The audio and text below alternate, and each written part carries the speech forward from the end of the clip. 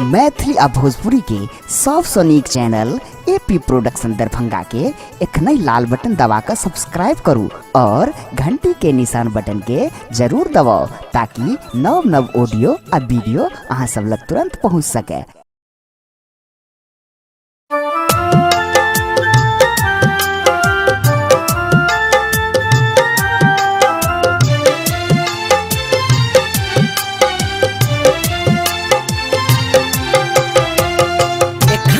सुन रहल छी एपी प्रोडक्शन के प्रस्तुति।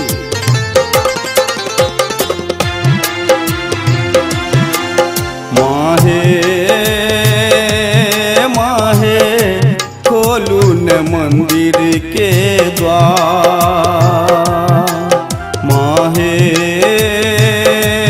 माहे खोलू न मंदिर के द्वार। एक भोर सो हम चिठा, एक भोर सो हम चिठा, माहे माहे खोलू न मंदिर के द्वार।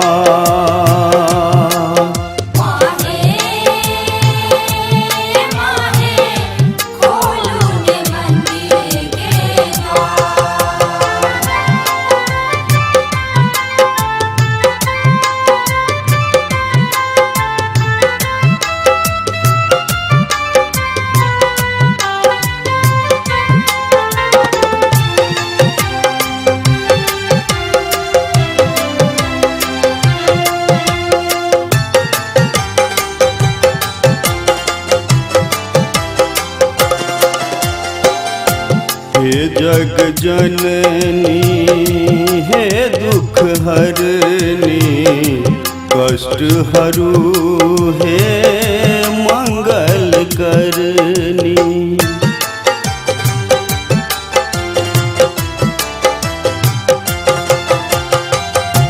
हे जग जननी हे दुख हरनी, कष्ट हरू हे मंगल करनी।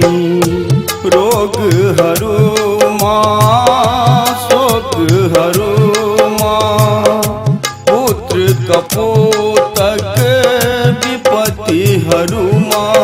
माहे माहे करियो हमर उद्धार, माहे माहे खोलू न मंदिर के द्वार।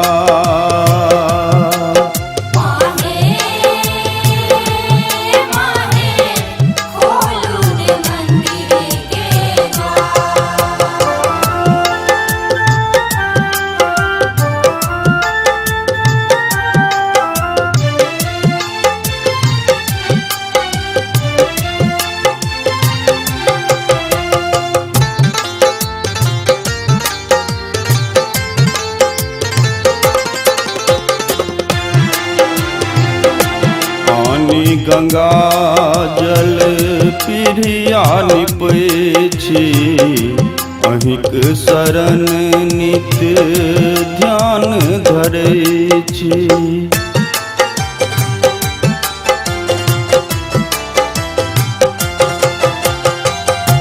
पानी गंगा जल पीढ़िया निपै छी, अहीं के शरण नित्य ध्यान धरै छी।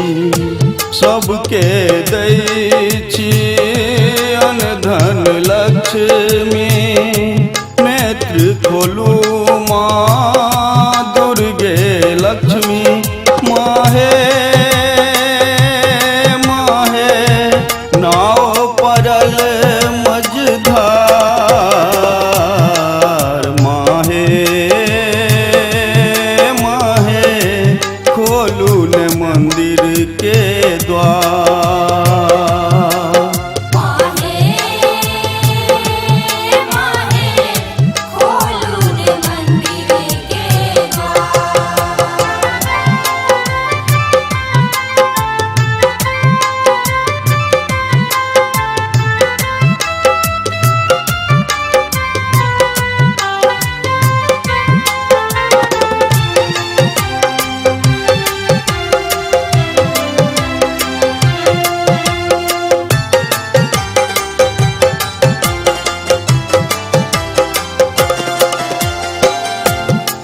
मैया सुनियो हमरो अर्जी करबै अहाँ माँ अपने मर्जी।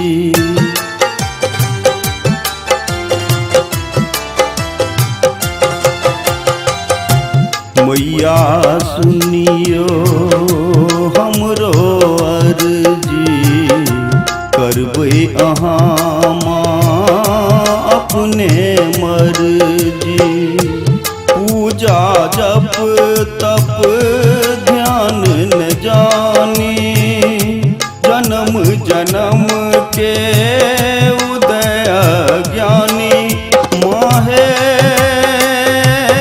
माहे विनती करू स्वीकार माहे माहे खोलू न मंदिर के द्वार।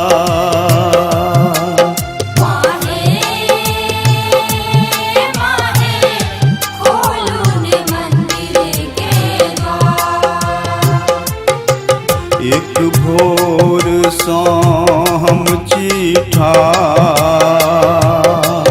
एक भोर सँ हम चीठा